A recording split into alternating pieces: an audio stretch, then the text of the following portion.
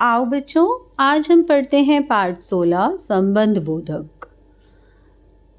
मंदिर के सामने कुआं है, नदी के पास लहलहाते खेत हैं, उपवन के चारों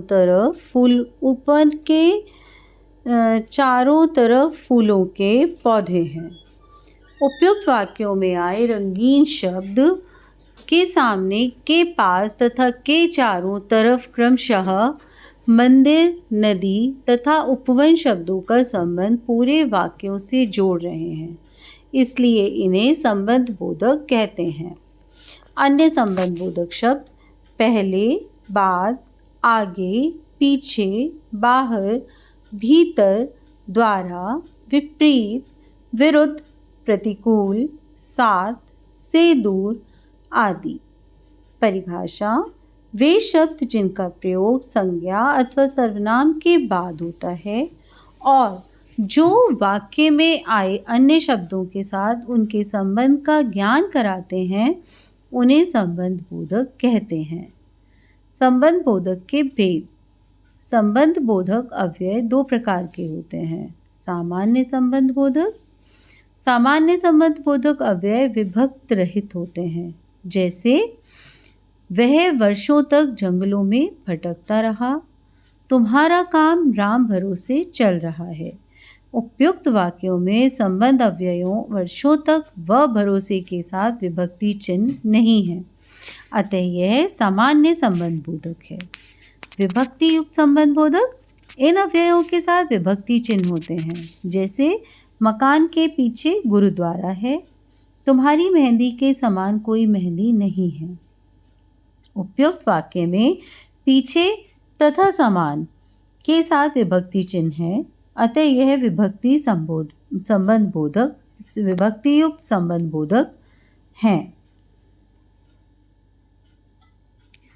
क्रिया विशेषण और संबंध बोधक में अंतर: कुछ स्थानवाचक या कालवाचक अव्यय संबंध बोधक भी हैं और क्रिया विशेषण भी हैं, अतः इनका प्रयोग करते समय या संज्ञा या सर्वनाम के साथ होता है, तब ये संबंध बोधक कहलाते हैं, और जब क्रिया की विशेषता प्रकट करते हैं तब क्रिया विशेषण होते हैं। जैसे कमरे के अंदर कोई है और अंदर मत आओ, मामा जी ने फल हमारे यहाँ भेजे, उज्जवल यहाँ आया था।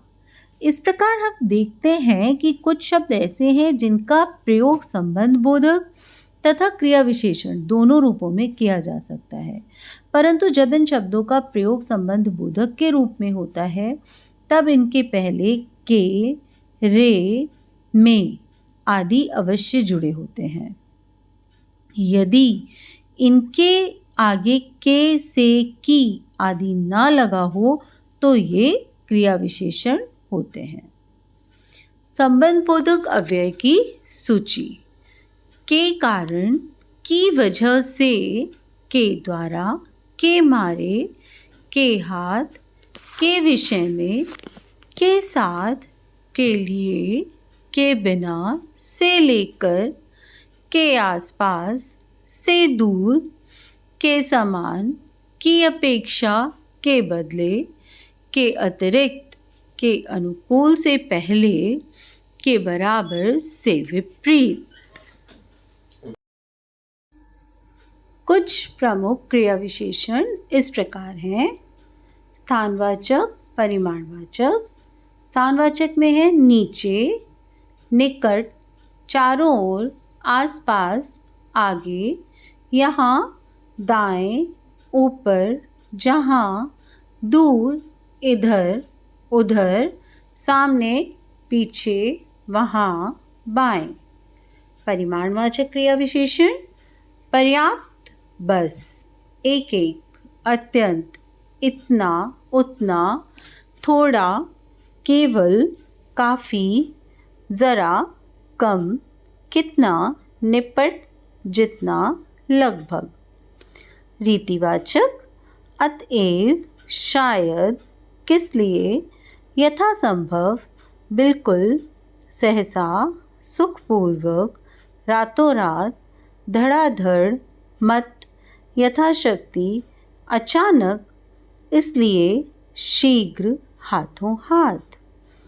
कालवाचक पहले, निरंतर, प्रतिदिन, प्रातःकाल, सायं, आजकल, साप्ताहिक, जब, सदा, नित्य, कभी, प्राय, प्रतिवर्ष, त्रैमासिक, अब। तो बच्चों, इस प्रकार हम इन क्रिया विशेषण शब्दों को पढ़ेंगे, समझेंगे और वाक्यों में प्रयोग करेंगे।